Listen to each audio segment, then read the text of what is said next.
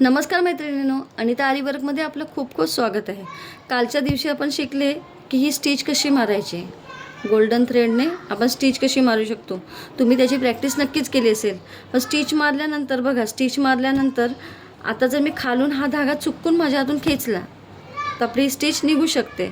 मला स्टिच निघाले नाही पाहिजे म्हणून काय करावं लागतं, तर त्याला लॉक लावावं लागतं. लॉक कसं लावायचं ते बघा, दाखवते तुम्हाला. आता मी ही स्टिच मारली बरोबर.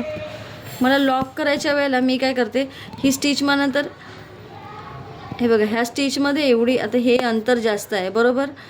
मी आता ही स्टिच मारताना लॉक करताना ना इथे त्याच्या एकदम जवळ मी स्टिच घेते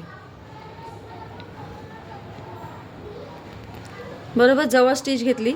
आता हा धागा बाहेर काढला.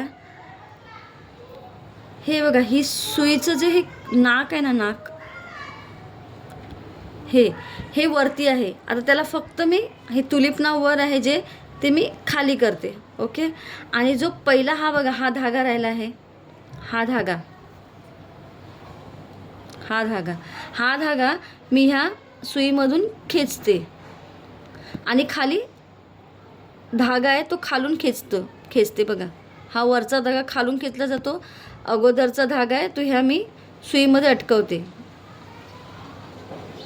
असं अटकवलं आणि खालून धागा खेचला, लॉक झाला.